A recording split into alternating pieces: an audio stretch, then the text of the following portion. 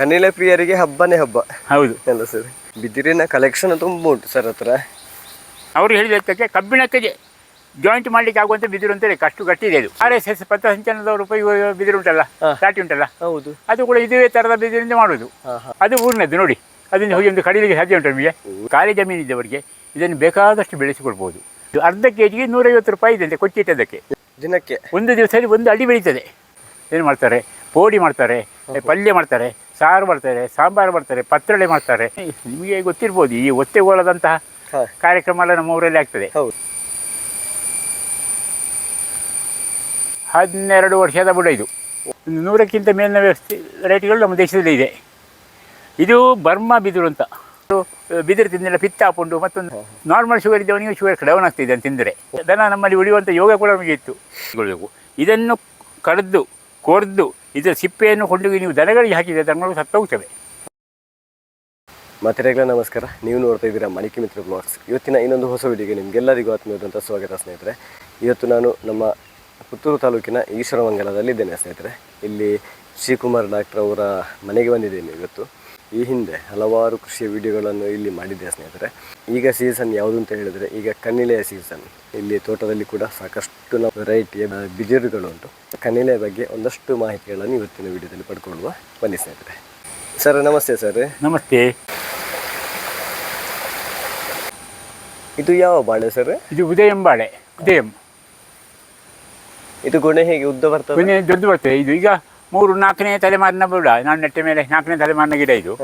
ಸಾಧಾರಣ ಬಂದಿದೆ. ಅದು ಒಳ್ಳೆ ಕಾಯಿ. ಇದು ಸಾಧಾರಣ ಎಷ್ಟು ದೊಡ್ಡದಾಗಿದೆ ಅಂತ ಹೇಳಿದರೆ ಸಾಧಾರಣ 5 ಫೀಟ್ ಎತ್ತರದ ಗೊನೆ ಕೂಡ ನನಗೆ ಆಗಿದೆ. ಓಹೋ, 5 ಫೀಟ್. ಹೌದು. ಇದರ ಕುಂಡಿಗೆ ಕೂಡ ಬಾಳೆ ರುಚಿ. ಇದು ತಿರುಚನಪಳ್ಳಿ ಈ ಬಾಳೆಯ ಸಂಶೋಧನಾ ಕೇಂದ್ರ ಉಂಟು, ಅವರು ತಯಾರು ಮಾಡಿದ ಬಾಳೆ ಇದು. ಬಹಳ ಒಳ್ಳೆ ಬಾಳೆ. ಉದಯಂ ಅಂತ ಹೆಸರು. ಇದರ ದಂಡು, ಕುಂಡಿಗೆ, ಕಾಯಿ ಎಲ್ಲ ಉಪಯೋಗ ಆಗ್ತದೆ. ತಿನ್ನಲಿಕ್ಕೆ ಒಳ್ಳೆ ಹಣ್ಣು ಕೂಡ, ಮತ್ತು ಪದಾರ್ಥಕ್ಕೂ ಆಗ್ತದೆ ಅಂತ ಬಾಳೆ. ಬಾಳೆ ಸ್ವಲ್ಪ ಎತ್ತರ ಬೆಳೀತದೆ ಇದರಲ್ಲಿ. ಇದು ನಾವು ಒಂದು ನಟ್ಟು 3ನೇ ತಲೆಮಾರ 4ನೇ ತಲೆಮಾರ ಆಯ್ತಿದ್ದು. ಹಾಗಾಗಿ ಸ್ವಲ್ಪ ಬಾಳೆ ಮೇಲುಗಡ್ಡೆ ಆಗ್ತದೆ, ಮತ್ತು ಗೊನೆ ಕೂಡ ಸ್ವಲ್ಪ ಸಣ್ಣ ಆಗ್ತದೆ. ಈಗ ಹೊಸ ತೆಗೆದು ನಟ್ಟರೆ ಬರುವ ವರ್ಷ ವಾಪಸ್ ನನಗೆ ಶುವರ್ ಒಂದು 30 ಕಿಲೋ ಗೊನೆ ಎಲ್ಲ ತೆಗಿಬೋದು ಇಲ್ಲಿ ಧಾರಾಳವಾಗಿ. ಇದು ಉದಯಂ ಅಂತ ಹೆಸರು ಇದಕ್ಕೆ. ನಾನು CPCR ಕಾಸರಗೋಡಿನಲ್ಲಿ ಬಾಳೆ ಇತ್ತು, ಅಲ್ಲಿಂದ ತಗೊಳ್ಳೋದು. ತಿರುಚನಪಳ್ಳಿಯಿಂದ ಅಲ್ಲಿಗೆ ಬಂದವು, ಅಲ್ಲಿಂದ ನಾನು ತಗೊಳ್ಳೋದು. ಸಂಶೋಧನಾ ಕೇಂದ್ರ, ನಮ್ಮ ದೇಶ ದೊಡ್ಡ ಬಾಳೆ ಸಂಶೋಧನಾ ಕೇಂದ್ರ ಇರುವುದಲ್ಲಿ. ಅಲ್ಲಿ ಹೋಗಿ ನೋಡಿದೆ, ಬೇರೆ ಬೇರೆ ಥರದ ಒಳ್ಳೆ ಬಾಳೆಗಳಿವೆ. ಹಾಗಿದೆ. ಇಲ್ಲೊಂದು ಮರಸೇವು ನೋಡ್ತೀರಾ ಸ್ನೇಹಿತರೆ? ಇಲ್ಲಿ ಕರೆಕ್ಟಾಗಿ ಕಾಣ್ತಾ ಇಲ್ಲ, ಆದರೂ ತೋರಿಸ್ತೇನೆ. ಇಲ್ಲಿ ಗ್ಯಾಪಲ್ಲಿ ಇದು ಹಲಸಿನ ಮರ. ಹಲಸಿನ ಮರದಲ್ಲಿ ಇಲ್ಲಿ ಉಂಟು ನೋಡಿ, ಬಾಳೆ ಗಿಡದಾಗಿ ಒಂದು ಕಾಣ್ತಾ ಉಂಟ, ಅದು ಮರಸೇವು ಅಂತ ಹೇಳ್ತೇವೆ. ಬಾಳೆ ಗಿಡದಾಗೆ ಕಾಣ್ತಾ ಉಂಟು. ಸರ್ ಇವತ್ತು ನಮಗೆ ಯಾವುದರ ಬಗ್ಗೆ ಮಾಹಿತಿ ತಿಳಿಸಿಕೊಡ್ತೀರಿ ಸರ್? ನಾವು ಬಿದಿರಿನ ಬಗ್ಗೆ ಮಾಡುವ, ಆಯಿತಾ? ಬಿದಿರು. ಬಿದಿರು ಅದರಲ್ಲಿ ಎಂತ ಸ್ಪೆಷಲ್ ಸರ್? ಬಿದಿರು ಮಾಮೂಲಿ ಬಿದಿರು ನಿಜವಾಗಿ ಒಂದು ಹುಲ್ಲಿನ ಪ್ರಭೇದ. ಇದು ಮರ ಅಲ್ಲ, ಇದು ಹುಲ್ಲಿನ ಪ್ರಭೇದ. ಅತಿ ಎತ್ತರಕ್ಕೆ ಬೆಳೆಯುವ, ಅತಿ ಉದ್ದನೆಯಾಗಿ ಬೆಳೆಯುವಂಥ, ಅತಿ ದೀರ್ಘಕಾಲ ಬರುವಂತಹ ಒಂದು ಹುಲ್ಲಿನ ಜಾತಿಯ ಸಸ್ಯ ಇದು ಬಿದಿರು ಅಂದರೆ. ಬಿದಿರಲ್ಲಿ ತುಂಬ ವೆರೈಟಿಗಳುಂಟು. ಒಂದು 100ಕ್ಕಿಂತ ಮೇಲಿನ ವೆರೈಟಿಗಳು ನಮ್ಮ ದೇಶದಲ್ಲಿ ಇದೆ. ಇದು ಬರ್ಮಾ ಬಿದಿರು ಅಂತ. ಬರ್ಮಾ ಬಿದಿರು ನೋಡಿ ಯಾವ ಥರ ಇದೆ ನೋಡಿ. ಇದೀಗ ಕೆಲವು ಸಲ ದಿನಕ್ಕೆ 1 ಅಡಿವರೆಗೆ ಬೆಳೀತದೆ. ದಿನಕ್ಕೆ ಒಂದು ದಿವಸದಲ್ಲಿ 1 ಅಡಿ ಬೆಳೀತದೆ ಅಂತ ಒಂದು ವಸ್ತು ಇದು. ಇದು ಬರ್ಮಾ ದೇಶದ ಸರ್? ಬರ್ಮಾ ದೇಶದ್ದು. ಈಗ ನಮ್ಮ ದೇಶದಲ್ಲಿ ಬೇಕಾದಷ್ಟು ಅಲ್ಲಲ್ಲಿ ಇದೆ. ಇದರಲ್ಲಿ ಮುಳ್ಳಿಲ್ಲ. ಈ ಬಿದಿರಿನ ವಿಶೇಷ ಅಂದರೆ ಇದರಲ್ಲಿ ಮುಳ್ಳಿಲ್ಲ, ಬಹಳ ತೋರವಾಗಿ ಬೆಳೀತದೆ. ಮತ್ತು ನಮ್ಮ ಊರಿನ ಬಿದಿರಿನಷ್ಟು ಗಟ್ಟಿ ಇಲ್ಲ. ಅದರ ಡ್ರಾಬ್ಯಾಕ್ ಅಂದರೆ ಊರಿನ ಬಿದಿರಷ್ಟು ಗಟ್ಟಿ ಇಲ್ಲ. ಕಡೀಲಿಕ್ಕೆ, ಸಾಗಾಟ ಮಾಡಲಿಕ್ಕೆ ಎಲ್ಲ ಬಹಳಷ್ಟು ಒಳ್ಳೆಯದು. ಮತ್ತು ಇದು ಕಣಿಲೆಯ ದೃಷ್ಟಿಯಿಂದ ಭಾರಿ ಉತ್ತಮವಾದ ಒಂದು ಬಿದಿರು. ಇದು ಬೇಕಾದಷ್ಟು ದಪ್ಪ ಇದೆ, ಮೆತ್ತಗಿದೆ, ತಿನ್ನಲಿಕ್ಕೂ ರುಚಿ ಇದೆ, ಉತ್ತಮ ಪರಿಮಳ ಇದೆ, ಬೇಯಿಸಲಿಕ್ಕೆ ಸುಲಭ, ಹಚ್ಚಲಿಕ್ಕೆ ಸುಲಭ ಇತ್ಯಾದಿ ಎಲ್ಲ ಗುಣಗಳು ಇದರಲ್ಲಿ ಕಾಣ್ತದೆ. ಮತ್ತು ತುಂಬ ಬರ್ತದೆ ಕಡಿಗಳು, ಎಷ್ಟು ಬರ್ತದೆ. ಇದರಲ್ಲಿ ಕೆಲವು ಟೆಕ್ನಿಕ್ ಉಂಟು. ಆ ಟೆಕ್ನಿಕ್ಕನ್ನು ನಾವು ಉಪಯೋಗಿಸಿ ಮಾಡಿದರೆ ಬಿದಿರನ್ನು ಸರಿಯಾಗಿ ಬೆಳೆಸ್ಬೋದು. ಅದು ಕಣಿಲೆ ಅಲ್ಲ ಸರ್? ಈಗ ಇದು ಕಣಿಲೆ. ನೋಡಿ, ಇದೊಂದೀಗ ಹುಟ್ಟಿ 1 ವಾರ ಆಗಿರ್ಬೋದು. ಇಷ್ಟೇ ಥರ ಬಂದಾಯ್ತು ನೋಡಿ. ನೀವು ನಾಳೆ ಬಂದು ನೋಡಿದರೆ 1 ಫೀಟ್ ಮೇಲೆ ಹೋಗುತ್ತೆ. ನಾಳೆ ದಿನ ಎತ್ತರಕ್ಕೆ ಬೆಳೆದು ಬಿದಿರಾಗೋದು ಕೂಡ ಅದುವೇ ಅಲ್ಲ? ಇದು ಬಿದಿರು ಇದೆಲ್ಲ ಕಾಣ್ತಾ ಇಲ್ಲ, ಇದೆಲ್ಲ ಕಳೆದ ವರ್ಷ ಬಿದಿರುಗಳು. ನಾವು ಈ ವರ್ಷ ಕಣಿಲೆ ಕಡಿದ್ರೆ ಮತ್ತೆ ಬಿದಿರಾಗುವುದಿಲ್ಲ, ಅದು ಆಗುದಿಲ್ಲ. ನೀವು ಆ ಹಿಂಡಿ ನೋಡ್ಬೋದು, ಕಡಿದು ತೆಗೆದು ನೋಡಿ, ಆ ಇನ್ನೊಂದು ಹಿಂಡಿನಲ್ಲಿ ಹೌದು, ಎಲ್ಲ ಸಣ್ಣ ಸಣ್ಣ ಮುಳ್ಳಿನ ಹಾಗೆ ಬಂದಿದೆ ನೋಡಿ, ಪುದಿರ ಬಂದಿದೆ ಇದು. ಅದೇ ಕಳೆದು ಅದ್ರಲ್ಲಿ ನೋಡಿ, ದೊಡ್ಡಕ್ಕೆ ಮೇಲೆ ಹೋದ ಬಿದಿರು ಕಾಣ್ತೇವೆ, ಕಣಿಲೆ ಕಾಣ್ತೇವೆ ನೋಡಿ. ಒಂದು 10-15 ಫೀಟ್ ಹೋದದ್ದು ಕಡಿಲೆ ಆಗಿ ಉಂಟು ಈ ವರ್ಷದ್ದದು. ಇದರಲ್ಲಿ ಹಳೆ ಬಿದಿರುಗಳು ಮಧ್ಯದಲ್ಲಿವೆ, ಅದರ ನಂತರ ವರ್ಷದ್ದು ಅದಕ್ಕಿಂತ ಹೊರಗಿದೆ, ಅದರ ನಂತರ ವರ್ಷದ್ದು ಅದಕ್ಕಿಂತ ಹೊರಗಿದೆ, ಅದಕ್ಕಿಂತ ಹೊರಗೆ ಈ ವರ್ಷದ್ದಿದೆ. ಹಾಗೆ ಒಂದು ಸುತ್ತಲ ಒಂದು ಸ್ಪ್ರಿಂಗ್ ಇದ್ದರೆ ಹೊರಗಿನ ಸುತ್ತಿ ಹೇಗಿರ್ತದೆ, ಅದರ ಚಕ್ಕುಲಿಯಲ್ಲಿ ಹೊರಗಿನ ಸುತ್ತಿ ಹೇಗಿರ್ತದೆ, ಆ ಹೊರಗಿನ ಸುತ್ತಿನಲ್ಲಿ ಈಗ ಕಣಿಲೆ ಬರುವುದು. ಕಳೆದ ವರ್ಷದ್ದು ಒಂದಿದ್ದರೆ ಈ ವರ್ಷ ಕಣಿಲೆ ಎಲ್ಲವನ್ನು ಕಳಿಬಾರ್ದು, ಎಲ್ಲ ಕಳೆದ ಬರುವ ವರ್ಷ ಕಣಿಲೆ ಆಗುವುದಿಲ್ಲ ನಮಗೆ. ಹೌದು, ನಾವು ಈ ವರ್ಷ ಸುಮಾರು ಕೊಯ್ದಾಯಿತು, ಇಟ್ಟಿದ್ದೇವೆ. ಇನ್ನು ಕೂಡ ನಮ್ಮ ನೆಂಟರಿಷ್ಟಿಗೆ ಅವರಿಗೆಲ್ಲ ಕೊಡಲಿಕ್ಕೆ, ಮಿತ್ರರಿಗೆಲ್ಲ ಕೊಡಲಿಕ್ಕೆ, ನೀವು ಹೇಳಿದ್ರೆ ನಿಮಗೊಂದು ಕೊಡ್ತೇವೆ ನಾವು.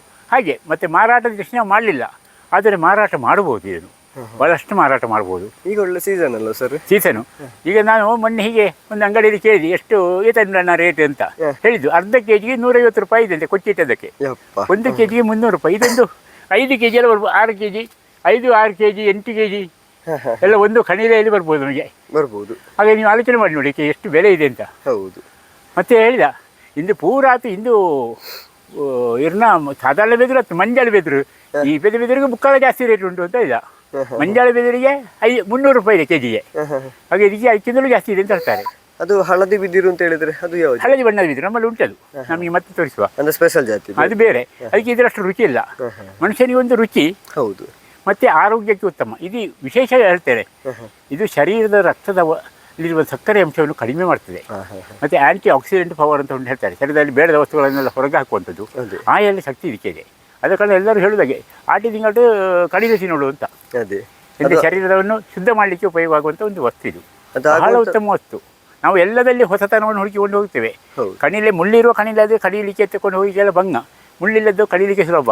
ಆ ದೃಷ್ಟಿಯಿಂದ ಇದನ್ನು ಮಾಡ್ಕೊಳ್ಬೋದು. ಅದು ಈ ಸಮಯದಲ್ಲಿ ಮಾತ್ರ ಆಗೋದು? ಹೌದು, ಮಳೆಗಾಲದಲ್ಲಿ ಮಾತ್ರ ಆಗೋದು. ಇದು ಸಾಧಾರಣ ಜೂನ್ ಜುಲೈ ಆಗಸ್ಟಿನವರೆಗೆ ಇರ್ತದೆ, ಮತ್ತೆ ಸಿಗುವುದಿಲ್ಲ. ಅದು ಸ್ವಲ್ಪ ಎಳತ್ತಾಗಿ ಆಗಿರುವಾಗಲೇ ಕಡಿಬೇಕಲ್ಲ? ಹೌದೌದು, ಆಚೆ ಬದಿಯಲ್ಲಿದೆ, ನಾನು ತೋರಿಸ್ತೇನೆ ಸಣ್ಣದು. ಖಂಡಿತ. ಇದು ನೋಡಿ, ಇದೀಗ ಕಡಿಲಿಕ್ಕೆ ಸರಿಯಾಗಿದೆ. ಇವತ್ತು ಕಡಿಬೋದು, ನಾಳೆ ಕಡಿಬೋದು, ನಾಳೆದು ಹೊಡಿಬೋದು. ಇದು 3-4 ದಿವಸಗಳಲ್ಲಿ ಇಷ್ಟೇ ಥರ ಬರ್ತದೆ. ಈಗ ನೋಡಿ, ಸುತ್ತಳತೆ ಸಾಧಾರಣ 2 ಫೀಟ್ವರೆಗೆ ಬರ್ತದೆ ಸುತ್ತಳತೆ. ಹೌದು, ಇದು ಅದಕ್ಕಿಂತ ಸಣ್ಣದು. ಇದು ಅದಕ್ಕಿಂತ ಸಣ್ಣದು. ಇದು ಇದೆಲ್ಲ ಕಳೆದ ವರ್ಷ. ಅದಕ್ಕೆ ಇದು ಈ ವರ್ಷ ಕಳೆದದ್ದು, ಮೊನ್ನೆ ಕಳೆದದ್ದಷ್ಟೇ. ಇದು ಅಷ್ಟು ಆಗೆಲ್ಲ ಬರ್ತದಲ್ಲ? ಹೌದೌದು. ಅದು ಬೇರೆ ಅದರಲ್ಲಿ? ಅದು ಬೇರೆ ಒಂದದ್ದು, ವಾಪಸ್ ಗಂಟಿನಲ್ಲಿ ಬೇರೆ ಒಂದದ್ದು ನೋಡಿ. ಅದು ಇನ್ನು ಚಿಗುರ್ತದೆ ಬೇರೆ? ಇಲ್ಲ, ಅದರಲ್ಲಿ ಈ ಥರ ಮುಳ್ಳು ಬರ್ತಾ ಇರ್ತದೆ ಬದಿಯಲ್ಲಿ, ಮುಳ್ಳಿನ ಹಾಗೆ ಬರ್ತದೆ. ಮುಳ್ಳು ಅಲ್ಲ ಅದು, ಈಗ ಮುಳ್ಳಿಲ್ಲ, ಒಂದು ಪೊದೆಲಾಗ್ತಾ ಇರ್ತದೆ. ಕಳೆದ ವರ್ಷದಲ್ಲಿ ನೋಡಿ ಹೋದದ್ದು ನೋಡಿ, ಎಷ್ಟು ಎತ್ತರ ಹೋಗಿದೆ ನೋಡಿ. ಇವು 60 ಫೀಟು 70 ಫೀಟಿನ ಬೆದರನ್ನು ನಾನು ತೆಗೆದಿದ್ದೇನೆ ಇದರಿಂದ. ಅದರಲ್ಲಿ ಕಡಿಮೆ ನೋಡಿ, ಇವು 1 2 3 ಕಣ್ಣಿಲೆ ಉಂಟು. ಕಣ್ಣಿಲೆ ಅದೆಲ್ಲ ದೊಡ್ಡದಾಗಿದೆ. ಈಗ ಅದನ್ನು ಕಡಿಲಿಕ್ಕೆ ಉಂಟು ಸರ್? ಅದನ್ನು ಕಡಿಲಿಲ್ಲ ಈಗ. ಇದನ್ನೀಗ ಕಡಿಬೋದು, ಹಾಗೆ ಅದು ಕೇಳಿದರೆ ಇದನ್ನು ಕಳೆದುಕೊಳ್ಬೋದು. ಈಗ ಅದನ್ನು ಎಷ್ಟು ಎತ್ತರ ಹೋಗುವವರೆಗೆ ನಾವು ಅದನ್ನು ಉಪಯೋಗಿಸ್ಬೋದು? ಅಲ್ಲ, ಈಗ ಉಪಯೋಗಿಸ್ಬೋದು. ಅದು ಎಲ್ಲಿ ಈಗ ತುದಿಯದ್ದೊಂದು ಸ್ವಲ್ಪ ಸಿಗೋದು, ಕಡೆಯೆಲ್ಲ ಅದು ಬೆಳೆದಾಯಿತು. ಈಗ ತುದಿಯದ್ದು 1 2 3 4 5 ಎಲೆ ಬಂದ ಜಾಗ ಕಡಿಬೋದು, ಮತ್ತಿರೋದು ಬೆಳೆದಿರ್ತದೆ. ಇದು ಬೇರೆ ಯಾವುದಕ್ಕೆ ಉಪಯೋಗ ಆಗ್ತದೆ ಸರ್? ಹೌದು, ಬಿದಿರು ತುಂಬ ಉಪಯೋಗ ಇರುತ್ತೆ. ಇಂಡಸ್ಟ್ರೀಸ್ ಇರುವಂಥದ್ದು ಸಾಧಾರಣ ನಿಮ್ಮ ಖಾಲಿ ಜಾಗ ಇದ್ದರೆ ನೆಟ್ಟು ಬೆಳೆಸ್ಬೋದಂಥ ವಸ್ತು. ಇದು ಇಂಡಸ್ಟ್ರಿಗೆ ತುಂಬ ಹೋಗ್ತದೆ, ಪೇಪರ್ ಇಂಡಸ್ಟ್ರಿಗೆ ಹೋಗ್ತದೆ, ಇದು ಬೇಕಾದಷ್ಟು ಹೋಗ್ತದೆ. ಮತ್ತು ಸಣ್ಣ ಪುಟ್ಟ ಮನೆಗಳನ್ನು ಮಾಡಲಿಕ್ಕೆ, ಟೆಂಪರರಿ ಶೆಡ್ಗಳನ್ನು ಮಾಡಲಿಕ್ಕೆ, ಮತ್ತು ಈ ಟೊಮೆಟೊ ಬೆಳೆಸುವವರೆಲ್ಲ ಕೊಂಡೋಗ್ತಾರೆ ಅದನ್ನು. ಮತ್ತು ಬುಟ್ಟಿ ಮಾಡಲಿಕ್ಕೆ, ಟೊಮೆಟೊ ಸಾಗಿಸುವ ಬುಟ್ಟಿ ಮಾಡಲಿಕ್ಕೆ, ಹಣ್ಣು ಸಾಗಿಸುವ ಬುಟ್ಟಿ ಮಾಡಲಿಕ್ಕೆ, ಇದಕ್ಕೆಲ್ಲ ಹೋಗ್ತದೆ ಈ ಬಿದಿರು. ಬಿದಿರಿಂದ ತುಂಬ ವಸ್ತುಗಳನ್ನು ಮಾಡ್ತೇವೆ. ನೀವು ಅಸ್ಸಾಮಿನಂಥ ಪ್ರದೇಶಕ್ಕೆ ನಾನು ಹೋಗಿದ್ದೆ, ಅಲ್ಲೆಲ್ಲ ನೋಡಿದರೆ ಬಿದಿರಿನ ಇಂಡಸ್ಟ್ರಿಗಳು ತುಂಬ ಇದೆ. ನಮ್ಮಲ್ಲಿ ಕೂಡ ಈ ಬ್ಯಾಂಬೂ ಬೇಸ್ಡ್, ಅಗ್ರೋ ಬೇಸ್ಡ್ ಇಂಡಸ್ಟ್ರೀಸನ್ನು ಮಾಡುವವರಿಗೆ ಅಥವಾ ಇಂಥ ಪೇಪರ್ ಮಿಲ್ಗಳಿಗೆ ಕೊಡುವಂತಹ ವ್ಯವಸ್ಥೆ ಇದ್ದರೆ, ಖಾಲಿ ಜಮೀನಿದ್ದವರಿಗೆ ಇದನ್ನು ಬೇಕಾದಷ್ಟು ಬೆಳೆಸಿಕೊಳ್ಬೋದು. ಮತ್ತು ಇದರ ಸೊಪ್ಪು ಕೆಳಗೆ ಬಿದ್ದು ಒಳ್ಳೆ ಗೊಬ್ಬರ ಆಗ್ತದೆ. ಆದರೆ ಒಂದು ವಿಷಯ ಮಾತ್ರ ಜಾಗ್ರತೆ ಮಾಡಬೇಕು, ಇದನ್ನು ಕಡಿದು ಕೊರೆದು ಇದರ ಸಿಪ್ಪೆಯನ್ನು ಕೊಂಡೋಗಿ ನೀವು ದನಗಳಿಗೆ ಹಾಕಿದರೆ ದನಗಳು ಸತ್ತೋಗ್ತವೆ. ವಿಷ ಆಗದು, ಅದೊಂದು ಜಾಗ್ರತೆ ಮಾಡಬೇಕು. ವಿಷದ ಅಂಶ ಉಂಟು ಅದರಲ್ಲಿ. ಇದನ್ನು ಕೊರೆದು ಪದಾರ್ಥ ಮಾಡುವವರು ಕೊರೆದು 1 ದಿವಸ ನೀರಿನಲ್ಲಿ ನೆನೆ ಹಾಕಿ ಮತ್ತೆ ಪದಾರ್ಥ ಮಾಡಬೇಕು, ಅಥವಾ ಇದನ್ನೊಂದು ಸಲ ಬೇಯಿಸಿ ಇದರ ನೀರನ್ನು ತೆಗೆದು ಮತ್ತೆ ಪದಾರ್ಥ ಮಾಡಬೇಕು. ಆ 2 ವಿಚಾರ ಮಾಡಬೇಕು. ಮತ್ತು ಉಪ್ಪಿನಕಾಯಿ ಬಹಳಷ್ಟು ವಿಶೇಷ ಇದು. ಉಪ್ಪಿನಕಾಯಿ. ಕಣಿಲೆ ಉಪ್ಪಿನಕಾಯಿ ಭಾರಿ ವಿಶೇಷ ಅದು. ಏನು ಮಾಡ್ತಾರೆ, ಪೋಡಿ ಮಾಡ್ತಾರೆ, ಪಲ್ಯ ಮಾಡ್ತಾರೆ, ಸಾರು ಮಾಡ್ತಾರೆ, ಸಾಂಬಾರು ಮಾಡ್ತಾರೆ, ಪತ್ರೊಡೆ ಮಾಡ್ತಾರೆ. ಹಾಗೆ ಬೇರೆ ಬೇರೆ ವ್ಯಂಜನಗಳಿಗೆ ಉಪಯೋಗ ಆಗುವಂಥ ಒಂದು ಕಾಡಿನಲ್ಲಿ ಸಿಕ್ಕುವಂಥ ವಸ್ತು. ಇದನ್ನು ನಾವು ಉಪಯೋಗಿಸಬೇಕು ಮತ್ತು ನೆಕ್ಸ್ಟ್ ಜನ್ರೇಷನ್ಗೆ ನಾವು ಇದನ್ನು ಪಾಸ್ ಮಾಡಬೇಕು. ದನ ಎಲ್ಲ ಈಗ ಮೇಲಕ್ಕೆ ಬಿಡುವಂಥ ಸಂದರ್ಭದಲ್ಲಿ ಬಂದು ಅದಕ್ಕೆ ಬಾಯಿ ಹಾಕಿ ಅದು ಬಹಳ ವಿಶೇಷ. ಮೇಯುತ್ತಿರುವಾಗ ಅಲ್ಲಿ ಹೋಗಿ ಅದು ತಿಂದಕ್ಕೆ ಏನಾಗುವುದಿಲ್ಲ. ನಾವು ಕೊಯ್ದು ಹಾಕಿದರೆ ಅದು ಸಾಯ್ತದೆ. ಇದು ವಿಶೇಷ ಅದರದ್ದು. ಏನೋ ಒಂದು ಅದಕ್ಕೆ ಒಂದು ದೈವ ಸಹಾಯ ಇರಬೇಕು ದನಗಳಿಗೆ. ಅವುಗಳೇ ತಿಂದರೆ ಏನಾಗುವುದಿಲ್ಲ. ಮತ್ತು ಕೆಲವು ದನಗಳು ತಿನ್ನುವುದೂ ಇಲ್ಲ. ಮೊನ್ನೇನೋ ಒಂದು ಅಚಾತುರ್ಯದಿಂದ ನಮ್ಮಲ್ಲಿ ಕೊಯ್ದಂತಹ ಒಂದು ಸಿಪ್ಪೆಯನ್ನು ಎಂದರೆ ಇದು ಇಂಥ ಒಂದು ಭಾಗ, ಹೊರಗಿನ ಭಾಗ, ಹೊರಗಿನ ಸಿಪ್ಪೆ ಇದು ಒಂದು ಕಡೆಯಲ್ಲಿ ಬಿಸಾಡಿತ್ತು. ಒಬ್ಬಳು ಕೆಲಸದವಳು ಹೊಸದಾಗಿ ಬಂದ ಒಬ್ಬಳು ಕೆಲಸದವಳಿಗೆ ಗೊತ್ತಿರಲಿಲ್ಲ. ಅವಳು ಹುಲ್ಲು ಎದ್ದು ತಂದು ಹಾಕುವಾಗ ಅದನ್ನು ದನಕ್ಕೆ ಹಾಕಿದ್ರು. ನಮ್ಮಲ್ಲಿ ದನ ಬಹಳ ಜಾಗ್ರತೆ ದನ, ಒಂದು ಊರಿನ ದನ. ಅದು ಇದನ್ನೇ ಬಿಟ್ಟು ಬಾಕಿದ ಹುಲ್ಲನ್ನೆಲ್ಲ ತಿಂದಿತ್ತು. ಇದನ್ನೆಲ್ಲ ತಿಂದಿದ್ರೆ ನನಗೆ ಬಹಳ ಬೇಸರ ಆಗ್ತಿತ್ತು. ಯಾಕೆಂದರೆ ನಮ್ಮಲ್ಲಿ 9 ಕರು ಹಾಕಿದ ದನ, 10 ಸಲ ಗಬ್ಬದದು, ಬಹಳ ಚಂದ ದನ, ನಮ್ಮ ಬಹಳ ಪ್ರೀತಿಯ ದನ ಅದು. ಅದನ್ನು ಬಿಟ್ಟಿದೆ, ತಿನ್ನಲಿಲ್ಲ. ಖಂಡಿತ ದೈವ ಸಹಾಯ ಹೋದು ನಮ್ಮ ದನ ನಮ್ಮಲ್ಲಿ ಉಳಿಯುವಂಥ ಯೋಗ ಕೂಡ ನಮಗೆ ಇತ್ತು. ನಾವು ಹೇಳಿದೆವು, ಕೆಲಸವರಲ್ಲೆಲ್ಲ ಹೇಳ್ತೇವೆ. ಅದು ಹೊಸತ್ತಾಗಿ ಬಂದವಳಿಗೆ ಒಬ್ಬಳಿಗೆ ಗೊತ್ತಾಗಲಿಲ್ಲ. ಹುಲ್ಲಿನ ಅಡಿಯಲ್ಲಿ ಅದೊಂದು ಪೀಸಲ್ಲಿ ಸಿಕ್ಕಿತು ಅವಳಿಗೆ. ಅವಳದನ್ನು ಹಾಕೊಂಡು ಹಾಕಿದ್ಲು. ಅದು ತಿನ್ನಲಿಲ್ಲ. ಅದು ಇದರಲ್ಲಿ ಒಂದು ವಿಚಾರ ಉಂಟು ಸರ್. ಈಗ ದನಗಳು ಕೂಡ ಅವುಗಳಿಗೆ ಯಾವುದು ಬೇಕು ಯಾವುದು ಬೇಡ ಅಂತ ಸೆಲೆಕ್ಷನ್ ಮಾಡಿಕೊಂಡು ತಿಂತೇವೆ. ಆದರೆ ಈ ಊರ ದನಗಳು ತಿಂತೇವೆ ಸರ್. ಆದರೆ ನಿಮ್ಮ ಜರ್ಸಿ ದನಗಳಿಗೆಲ್ಲ ಅಂತಹ ಒಂದು ಯೋಚನೆಯ ಲಹರಿ ಅವರಲ್ಲಿ ಇರುವುದಿಲ್ಲ. ಇದು ನಮ್ಮ ಊರ ದನ, ನಮ್ಮ ಮನುಷ್ಯರ ಜೀವನದಾಗಿ ನಮಗೆ ಯಾವುದು ಬೇಕು ಯಾವುದು ಬೇಡ ಅಂತ ನಮಗೆ ಗೊತ್ತಿಲ್ಲ. ಹೌದು, ಸಿಕ್ಕಿದನ್ನೆಲ್ಲ ತಿನ್ನೋದು ಅಲ್ಲ ಅವುಗಳಿಗೆ ಗೊತ್ತುಂಟು. ಅದೇ ಹಾಗೆ ಇದು ಬಹಳ ವಿಶೇಷದ ಒಂದು ವಸ್ತು. ಖಂಡಿತ. ಮತ್ತು ಶುಗರ್ ಇದ್ದವಲ್ಲ, ಇದನ್ನು ಕಡಿಮೆ ಆಗ್ತದೆ ಅಂತ ತುಂಬ ತಿಂದರೆ ಶುಗರ್ ಕೂಡಲೇ ಡೌನ್ ಆಗ್ತದೆ. ಬಾಕಿ ಇದ್ದಾರೆ ಹಾಗೆ ಅಲ್ಲ. ನಾರ್ಮಲ್ ಶುಗರ್ ಇದ್ದವನಿಗೆ ಶುಗರ್ ಡೌನ್ ಆಗ್ತದೆ ಇದನ್ನು ತಿಂದರೆ. ನಾರ್ಮಲ್ ಒಂದು 10-20 ಮಿಲಿಗ್ರಾಮ್ ಪರ್ ಡೆಸಿಲೀಟರ್ ಕಡಿಮೆ ಆಗ್ತದೆ. ಒಂದು 20 ಮಿಲಿಗ್ರಾಮು 30 ಮಿಲಿಗ್ರಾಮ್ ಎಲ್ಲ ಕಡಿಮೆ ಆಗ್ತದೆ. ಅದನ್ನೇ 3 ಹೊತ್ತು ತಿಂದರೆ ತೊಂದರೆ ಆಗಲಿಗೂ ಸಾಕು. ಅದನ್ನೇ ಕೆಲವರು ಬಿದಿರು ತಿಂದೆಲ್ಲ ಪಿತ್ತ ಹಾಕೊಂಡು ಮತ್ತೊಂದು ಅಂತ ಹೇಳ್ತಾರೆ. ಪಿತ್ತ ಆಗುವುದಲ್ಲ, ಶರೀರದಲ್ಲಿ ಸ್ವಲ್ಪ ಸಕ್ಕರೆ ಅಂಶ ಕಡಿಮೆ ಆಗೋದು, ಸ್ವಲ್ಪ ನಿತ್ರಾಣ ಬರುವುದು ಅಂತ ರೀತಿ ಆಗ್ತದೆ. ಅದೇ ಹಿತವಾಗಿ ಮಿತವಾಗಿ ತಿಂದರೆ ಆರೋಗ್ಯಕ್ಕೆ ಒಳ್ಳೆಯದು.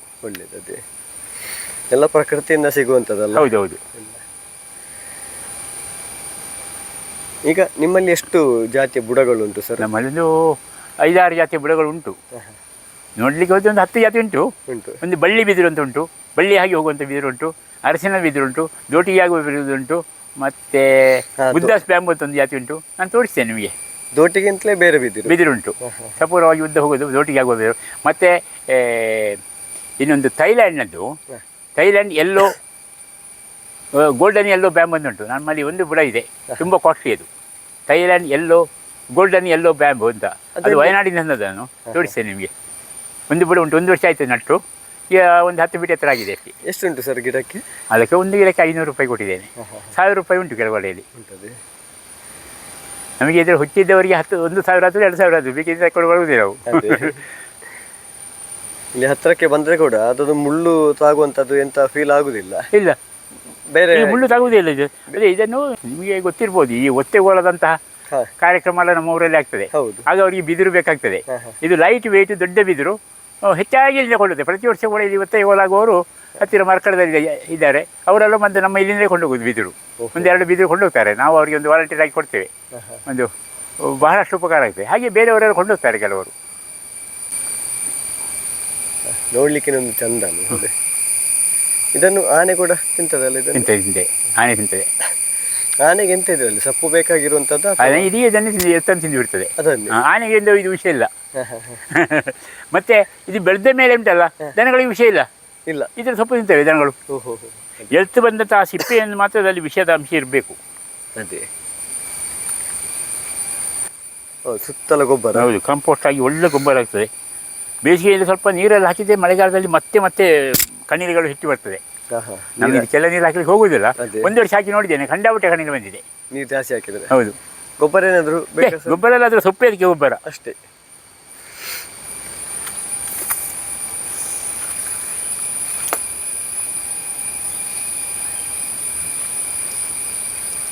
ಅದೇ ಹೋಗಿ ಮೇಲೆ ಹೋದು. ಈಗ 1 ವಾರದಲ್ಲಿ ಬೆಳೆದದ್ದು ಅದು. ಅಷ್ಟು 1 ವಾರದಲ್ಲಿ ಈಗ ಸಣ್ಣ ಇತ್ತದು. ಅದು ಮತ್ತೆ ಜಾತಿಯ ಬುಡ ಕೂಡ ಆಗಿರ್ತದಲ್ಲ? ಹೌದೌದು, ಫಾಸ್ಟ್ ಗ್ರೋತು. ಇದು ಸಣ್ಣ ಎಳತು ಬುಡ ಉಂಟು, ನಾನು ತೋರಿಸ್ತೇನೆ ನಿಮಗೆ. ಇದು ಬೆಳೆದ ಬುಡ ಒಂದು 12 ವರ್ಷದ ಬುಡ ಇದು. ಓ 12 ವರ್ಷ ಆಯ್ತಲ್ಲ ಅಷ್ಟೇ ಈ ಬುಡಕ್ಕೆ. ಇನ್ನೊಂದು 3 ವರ್ಷದ ಬುಡ ಉಂಟು, ನಾನು ತೋರಿಸ್ತೇನೆ ನಿಮಗೆ. ಅದೊಂದು ಕೈಯಷ್ಟು ತೋರಾಗಿದೆ, ತೋರಿಸ್ತೇನೆ ನಾನು. ಹೋಗುವ.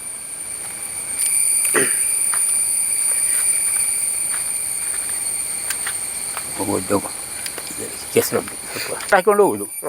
ಇದುವೇ ಜಾತಿ ಬಿದಿರು. 3 ವರ್ಷದ್ದು. 3 ವರ್ಷದ ಬುಡ.